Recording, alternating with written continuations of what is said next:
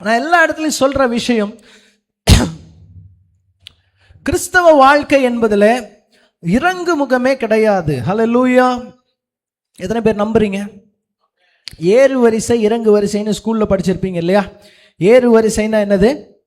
1 2 3 4ன்னு ஏறிட்டு போறது ஏறு வரிசை. இறங்கு வரிசைனா 10 9 8ன்னு இறங்குறது.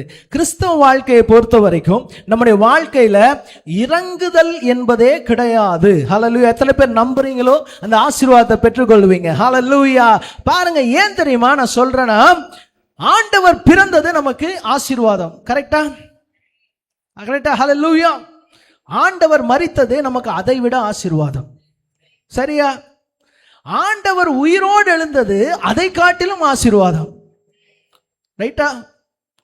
அதற்கு பிறகு ஆண்டவர் நம் மத்தியிலே பரிசுத்த ஆவியானவராய் நமக்குள்ளே வாசம் பண்ணுவது அதைவிட ஆசீர்வாதம். இதற்கு பிறகு நமக்காய் அவர் மீண்டும் வரப்போவது அதைவிட. எங்கேயாவது ஆண்டவர் தன்னுடைய கிராஃபை இப்படி இறக்கி இருக்கிறாரா? ஆண்டவரை நம்புகிற நம்முடைய கிராஃபும் இப்படிதான் இருக்கணும். ஹல்லேலூயா. இப்போ இப்படி போகுது அப்படின்னா நம்ம எப்படி இருக்கிறோம்? இப்படி என்ன போகும்? ஃப்ளைட் போகும், பறவை போகும். அப்போ நம்ம வாழ்க்கை ஆண்டவர் டிசைன் பண்ணி இருக்கிறது ஃப்ளை ஹை. ஒரே நேர்கோட்டில் பயணிக்கிறதுக்கு ஆண்டவர் உங்களை என்ன பண்ணல? அழைக்கல. ஆண்டவருடைய திட்டமே பாருங்க. இன்னொரு உதாரணத்தை சொல்றேன். யோவான் எழுதின சுவிசேஷம் அப்படின்னு சொல்லி வசனம் இருக்கும். அதற்கு பிறகு பார்த்தீங்க அப்படின்னா அப்போஸ்தலனாகிய யோவான் எழுதின நிருபம்னு இருக்கும். அதற்கு பிறகு பார்த்தீங்கன்னா திவ்ய வாசகனாகிய யோவான் எழுதின வெளிப்படுத்தின. யோவானுடைய வாழ்க்கையில் அவர் யோவானா இருந்தாரு. அதற்கு பிறகு ஒரு அப்போஸ்தலனா மாறுறாரு. அதற்கு பிறகு திவ்ய வாசகனா மாறுகிறார்.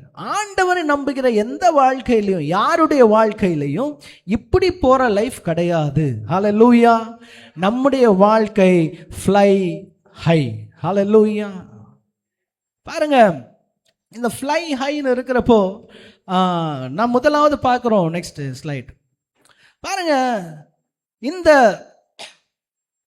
ஃப்ளைட் பறக்கிறதுக்கு ரொம்ப நாள் ஃப்ளைட் எப்படி பறக்குதுன்னு எனக்கு தெரியாது. நான் ஃப்ளைட்டில் நிறைய வாட்டி போயிருக்கேன். ஆனால் ஃப்ளைட் எப்படி பறக்குதுன்ற அறிவு புத்தி எனக்கு கிடையாது. இப்போவும் நான் இதை படித்த பிறகும் எனக்கு ஃப்ளைட் எப்படி பறக்குதுங்கிறது புரியாது. ஆனால் சில விஷயங்கள் பாருங்க, நம்முடைய வாழ்க்கையிலையும் ஃப்ளை ஹையாக போகிறப்போ முதலாவது காரியம் என்ன அப்படின்னா, இந்த த்ரஸ்ட் அப்படிங்கிற ஒரு காரியம்தான் உந்துதல் விசை. அது பறக்கிறதுக்கான ஒரு உந்தப்படுகிற ஒரு காரியம்தான் இந்த த்ரஸ்ட்.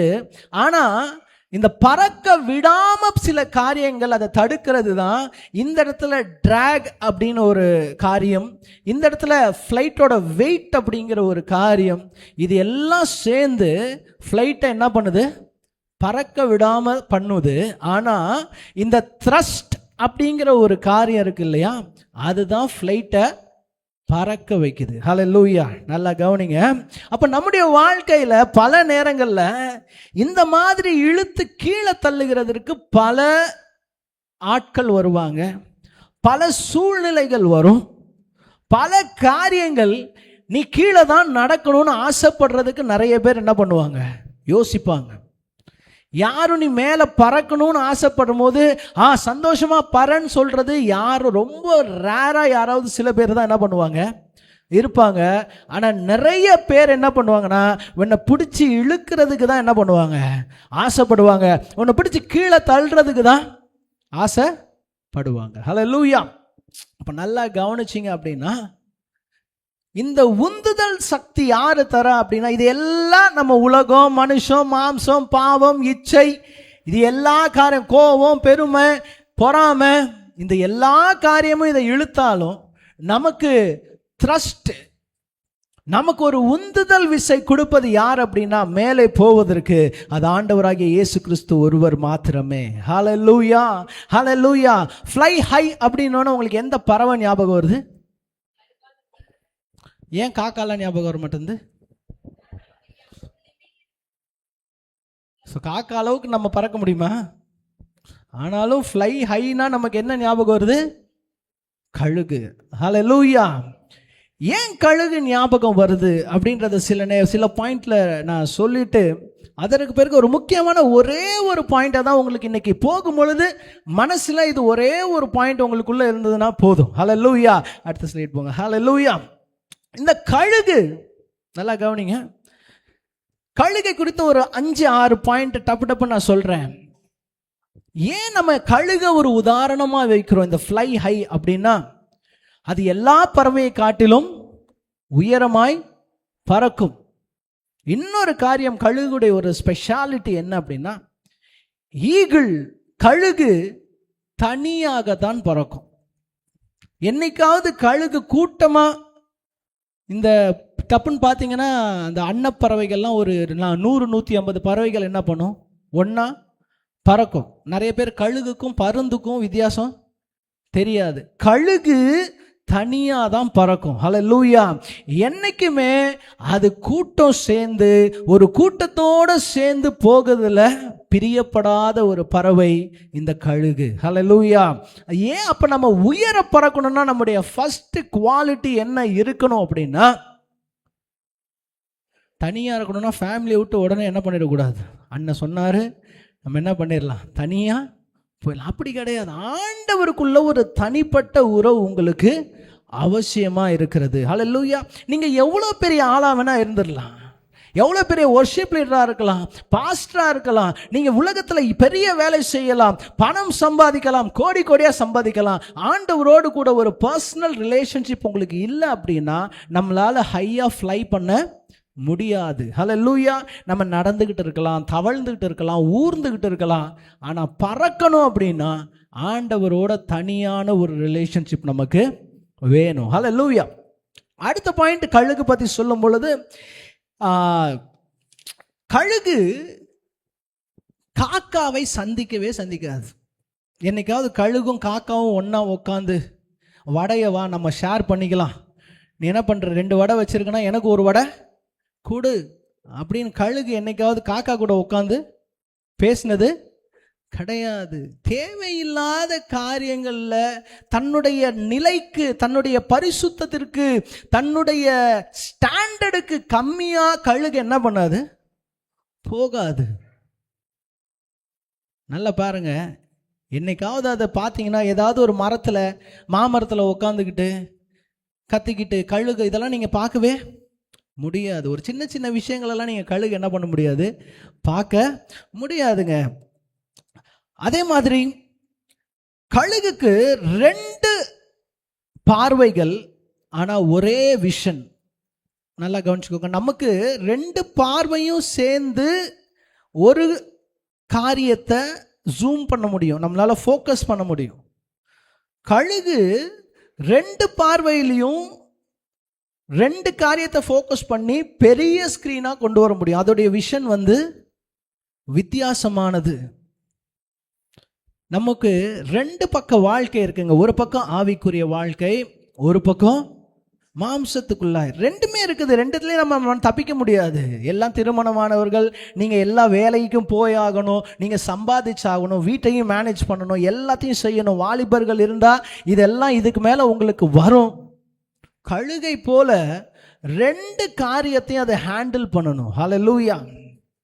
3வது கழுகை குறித்த காரியம், கழுகு கிட்டத்தட்ட 3 கிலோமீட்டர் தூரத்தில் இருக்கிற இரையை பார்க்கும், தெளிவாய் பார்க்கும். 3 கிலோமீட்டர்னா எவ்வளோ தூரம் அப்படின்னா, கிட்டத்தட்ட இங்கேருந்து மகாபலிபுரம் 1 கிலோமீட்டர். இங்கேருந்து மகாபலிபுரம் உங்களுக்கு தெரிஞ்சுதா? காலையில் பீச்சுக்கெலாம் போனீங்களா? யாராவது பார்த்தீங்களா மகாபலிபுரம்? தெரிஞ்சுதா? ஆனால் 3 கிலோமீட்டர் தூரத்தில் உள்ள எலியையோ முயலையோ இந்த கழுகு துல்லியமாய் பார்க்கும். அப்படி பார்த்துச்சு அப்படின்னா அதோடைய ஃபோக்கஸ் அது மேலே தான் இருக்கும். நேராக மேலே இருந்து அந்த இரையை நோக்கி வரும். எந்த மேகமும் அதை ஒன்றும் செய்ய முடியாது, எந்த காத்தும் அந்த கழுகு என்ன பண்ண முடியாது, ஒன்றும் செய்ய முடியாது. ஹல்லேலூயா. அப்ப நம்முடைய ஃபோக்கஸ் எங்க இருக்கணும் அப்படின்னா, நாம ஏதாவது ஒரு காரியத்தை ஆண்டவருக்காக செய்யணும்னு நினைச்சா அந்த ஃபோக்கஸ்ல இருந்து எந்த விதமான நேரத்துல நாம மாற கூடாதுங்க. நடுவுல மேகம் வரும், காத்து வரும், இதெல்லாம் வரும். ஆனா அந்த ஃபோக்கஸ்ல இருந்து நம்ம என்ன பண்ணக்கூடாது, மாறக்கூடாதுங்க.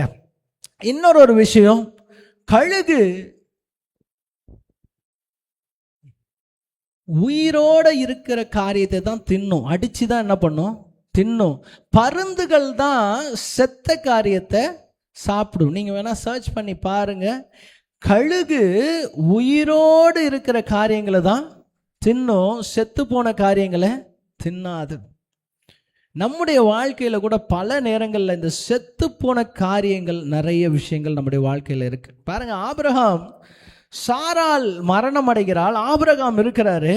ஆபிரகாம் சொல்லுகிற ஒரு காரியத்தை நீங்க நல்லா கவனிங்க. அந்த இடத்துல சாராளை நான் எங்கே அடக்கம் பண்ணுவதுன்னு கேட்கல, இந்த பிரேதத்தை நான் எங்கே அடக்கம் பண்ணுவது. பாருங்க, செத்து போயிட்டாங்க, செத்துட்டாங்க, செத்த காரியங்கள் இருந்ததுன்னா அந்த காரியத்தை நம்முடைய வாழ்க்கையில இருந்து என்ன பண்ணிடணும், எடுத்து போட்டுடணுங்க. அப்போ இந்த கழுகு உயிரோடு இருக்கிறத தின்னுமே ஒழிய, வல்ச்சர்ஸ் அதாவது பருந்து தான் மரித்ததை சாப்பிடும். ஹல்லேலூயா. இன்னொரு 2 காரியங்கள். இந்த கழுகுக்கு புயல் காற்றுன்னு வந்துருச்சுன்னா எல்லா பறவையும் அடைக்கலத்தை நோக்கி ஓடும். பறவையெல்லாம் என்ன, மரத்துக்கு பொந்த நோக்கி என்ன பண்ணும், போவோம். காக்கா குருவி எல்லாம் ஓடும். ஆனா இந்த கழுகு மாத்திரம் அந்த புயலுக்கு மேலே பறக்க ஆசைப்படும். ஹல்லேலூயா. நம்முடைய வாழ்க்கையில பிரச்சனைகள் வந்தா பயந்து ஓடக்கூடாதுங்க. நிறைய பேர் என்னுடைய வாழ்க்கையில பிரச்சனை வரும்போது பயந்து பயந்து பயந்து பயந்து ஓடுறோம். ஆனா கழுகு அந்த பிரச்சனைகளுக்கு மேலாய் தன்னுடைய சட்டைகளை அடித்து பறக்க ஆரம்பிக்கும். ஹல்லேலூயா. கடைசியாய் ஒரு காரியம் கழுகை குறித்து பேசிவிட்டு நான் கடந்து போகிறேன். கழுகு தன்னை தானே ரினியூ பண்ணிக்கொள்ளும். ஹல்லேலூயா. வேற யாருடைய உதவியும் கழுகுக்கு தேவை கிடையாது. கழுகு ஒரு 40 வருஷம் வாழ்ந்த பிறகு அது தன்னை தானே வாழ வயதாக்கி கொள்ளும். எப்படி வாழ வயதாக்கி கொள்ளும்னா, அது தன்னுடைய இறகுகள், சிறகுகள், அந்த மூக்கில் இருக்கிற அழகு, அந்த அழகெல்லாம் எல்லாத்தையும் உடைச்சு போட்டு அது மறுபடியும் ரினியூ பண்ணும். மறுபடியும் அந்த சிறகுகள் வளர்கிறதற்கு, இறகுகள் வளர்வதற்கு, அந்த அழகு வளர்வதற்கு காத்து கொண்டிருக்கும். அது காத்து கொண்ட பிறகு வசனம் சொல்லுது, கர்த்தருக்கு காத்திருக்கிறவர்களோ என்ன அடைவாங்க, புது பலன் அடைவாங்க, கழுகுகளை போல. ஹல்லேலூயா. அப்போ இவ்வளவு காரியம் நம்ம பண்றோம். நம்ம கழுகு போல தானே. இப்ப நீங்க சொன்ன பாயிண்ட் எல்லாம் வச்சு பார்த்தா நம்ம யாரு, சொல்றது பார்த்தா காக்கா மாதிரி இருக்கு. கழுகா காக்காவா? கழுகு. நம்ம யாரு? கழுகு. ஏன்னா நம்ம ஃப்ளை ஹை, நம்ம ஹையா பறக்கிறோம். இப்போ நம்ம கழுகா இருக்கிற பட்சத்துல நம்மளுடைய கூடு எங்க இருக்கணும்? சொல்லுங்க. கண்மலை. ஹல்லேலூயா, ஹல்லேலூயா. நிறைய பேர் பண்ற மிஸ்டேக் இதுதான். நம்ம கழுகு என்பது, நம்ம உயர பறக்கிறோம் என்பது உண்மை, நம்ம பறக்க போகிறோம் என்பது உண்மை. ஆனா பறந்துட்டு நீங்க கீழே வந்தீங்கன்னா, கீழே உங்களுடைய வாசஸ்தலம் இருந்தது அப்படின்னா, கீழே இருந்து உங்களை மேலே பார்த்தான் இல்ல பறக்கும் போது, அவன் சும்மா விட மாட்டான். நல்லா கவனிச்சுக்கோங்க. பிசாசு நீங்க பறக்கிறத பார்த்துட்டான். ஆனா பறந்துட்டு மறுபடியும் நீங்க கீழே வந்து இருந்தீங்க அப்படின்னா, சர்ப்பம் என்ன பண்ணாது, கழுக சும்மா விடாது. அப்போ கழுகு எங்க தங்கணும் அப்படின்னா, அது கண்மலையின் மேல தான் தங்கணும். நல்லா கவனிங்க. இதுதான் இன்னைக்கான பாயிண்ட் உங்களுக்கு. நம்ம உயர பறந்து போகலாம், என்ன வேணா செய்யலாம், என்ன காரியத்தை வேணா செய்யலாம். ஆனா நாம் தங்குகிற இடம், இளைப்பாறுகிற இடம், அது ஒரு கண்மலையாக இருக்க வேண்டும். ஹல்லேலூயா. அந்த கண்மலை வேற யாருமே கிடையாதுங்க, அது கிறிஸ்துவே. ஹல்லேலூயா. எல்லா கரங்களை தட்டுங்க பார்க்கலாம். அந்த கண்மலை வேற யாரும் கிடையாது. நம்ம உயர பறக்கலாம், திடீர்னு பறந்து நான் ஜாலி, இன்னைக்கு நான் கேம்புக்கு போயிட்டேன், இன்னைக்கு நான் நல்லா அபிஷேகம் பெற்றுட்டேன், பறந்துட்டேன். மறுபடியும் நீங்க கீழே வந்துட்டீங்கன்னு நினச்சிக்கோங்க, உலகம் என்ன பண்ணிடும் தெரியுமா? இழுக்க ஆரம்பிச்சிடும். உலகம் இழுத்து ஓரமா என்ன பண்ணிடும்? போட ஆரம்பிச்சிடும். அப்போ நீங்க தங்க வேண்டிய இடம் கண்மலை. ஹல்லேலூயா. அந்த கண்மலை பாருங்க, மலைக்கும் கண்மலைக்கும் என்ன வித்தியாசம் தெரியுமா? மலை, கண்மலை. இந்த மலை பார்த்தீங்க அப்படின்னா, மலையில மரம் இருக்கும், மலையில பனி விழுந்து கிடக்கும். நீங்க ஊட்டிலாம் போனீங்க அப்படின்னா அதெல்லாம் மலை, ஏன்னா மரங்கள் செடிகள் கொடிகள் இருக்கும். கண்மலைனா எப்படி இருக்கும் அப்படின்னா, இதுல வேற மரம் செடி கொடி எதுவுமே என்ன பண்ணாது, இருக்காது. வெறும் கல்லு மட்டும்தான் இருக்கும். நல்லா கவனிங்க. அந்த கண்மலைங்கிறது வசனம் சொல்லுது, இந்த கண்மலையில மோதுகிறவன் நொறுங்கி போவான். அப்போ ஆண்டவர் எப்பேற்பட்ட கண்மலையா இருந்தா, வேற அவர்கிட்ட ஒரு என்டர்டைன்மெண்டே கிடையாதுங்க. மரம் செடி கொடி. ஆண்டவர் சொல்றாரு, நான் கண்மலையா இருக்கிறேன், என்கிட்ட மோதுறவன் என்ன பண்ணுவான்? நொறுங்கி போவான். அப்ப நம்ம சாதாரண ஒரு மலையை நம்பி இல்லை, ஒரு சாதாரண ஒரு குன்றுகளை நம்பி இல்லை. அடுத்த ஒரு பொங்கல, அடுத்தது இங்க பாருங்க, இந்த மாதிரி இருக்கிறது தான் சாதாரண மலை. ஆனா நாம் நம்பி இருக்கிறவர் கண்மலை. இதுல நீங்க ஃப்ளைட்டே விட்டு மோதினாலும் இந்த கண்மலைக்கு என்ன ஆகாது? ஒன்றும் ஆகாது. அப்ப ஏன் கழுகு தன் கூட்டை கண்மலையின் மேல வைத்திருக்குது அப்படின்னா, இந்த வசனத்தை எடுத்துக்கொள்ளுங்கள். யோபு 18:4. யோபு 18:4.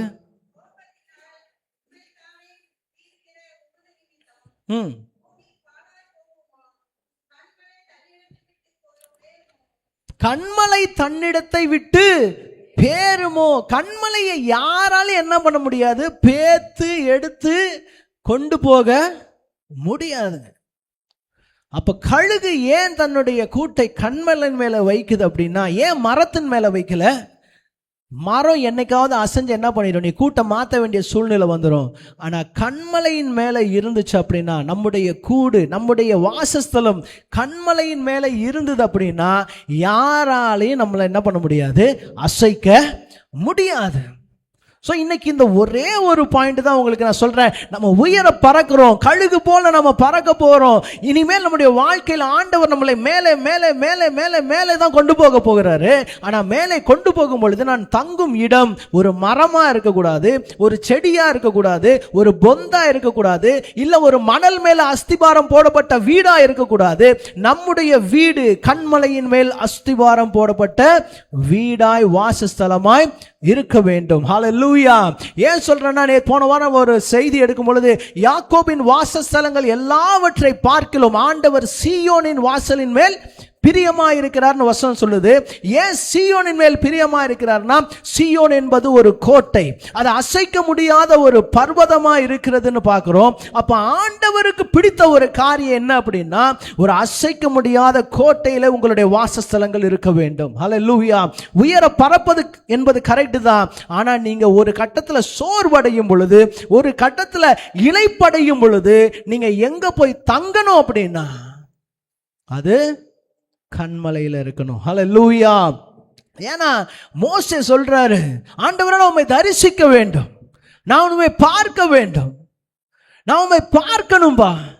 அப்ப சொல்றார் ஆண்டவர், என்னிடத்துல ஒரு இடம் இருக்கு, அந்த கண்மலையின் வெடிப்புல என்ன பண்ணு, நீ நில்லு. அப்ப ஆண்டவரிடத்துல இருக்கிற ஒரு இடம், ஆண்டவர் சூஸ் பண்ற, உங்களுக்கு கொடுக்கிற ஒரு பெஸ்ட் ஆப்ஷன், நீங்க எங்க ஸ்டே பண்ணணும் அப்படின்னா, இந்த கண்மலையின் மேல ஸ்டே பண்ணணுங்க. மணலின் மீது அஸ்திபாரம் போடப்பட்டீங்கன்னா, காற்றடிக்கும் போது, மழை பெய்யும் போது, சின்ன கோபம் வரும் பொழுது நம்ம அப்படியே ஆவிக்குரிய ஜீவத்தை விட்டு வெளியே போயிடுவோம். சின்ன டென்ஷன் வந்ததுன்னா போதும், நம்ம இவ்வளோ நாள் சர்ச்சுக்கு போனோமாங்கிறதே மறந்துடுவோம். இவ்வளோ நாள் பைபிள் வாசிட்டு இருந்தோமேன்னு அது மறந்துடுவோம். நம்முடைய வாயிலேருந்து வர வார்த்தைகள்லாம் வேற மாதிரி இருக்கும். ஏன்னா மணல் மேலே அஸ்திபாரம் போடப்பட்டு நம்ம என்ன பண்ணுறோம், போய்கொண்டு இருக்கிறோம். இன்னைக்கு நீங்கள் கழுகுதான், உயர பறக்க போறீங்க என்பது நிஜம்தான். யாரும் உங்களை டச் பண்ண முடியாதுங்கிறது நிஜம்தான். ஆனால் என்னைக்காவது உனக்கு ஒரு இளைப்படைஞ்சிட்ட அப்படின்னா, என்னைக்காவது நீ கொஞ்சம் டயர்ட் ஆயிட்ட அப்படின்னா, நீ எங்கே இளைப்பாறணும், எங்கே தங்கணும்னா கண்மலையின் மேலே தங்கணும். ஹல்லேலூயா. ஏன்னா கண்மலை வசனம் சொல்லுது, அந்த கண்மலை கிறிஸ்துவே. நம் தேவனை போல ஒரு தேவன் இல்லை. அந்த கண்மலையை போல வேறு ஒரு கண்மலை இல்லை. வேற ஒரு கண்மலையை நாடி போறதுக்கு நம்ம தேவன் அவ்வளவு ஒரு கீழே இல்லைங்க. நம்முடைய அடைக்கலத்தை தூக்கி வேற ஒரு உலகத்தின் மேலேயோ, ஒரு வேலையின் மேலேயோ, ஒரு மற்ற நம்பிக்கையின் மேலேயோ வைக்கிறது காட்டிலும் ஆண்டவராகிய இயேசுவின் மேல உங்க நம்பிக்கையை வைங்க. உயர பரப்பீர்கள், அதுல மாற்றமே இல்லை. ஆனா அந்த இளைப்பாறுகிற இடம் கண்மலையா இருக்க வேண்டும். ஹல்லேலூயா. கடைசியா நம்முடைய யோபு 39, 27, 28, 29 வாசிங்களா.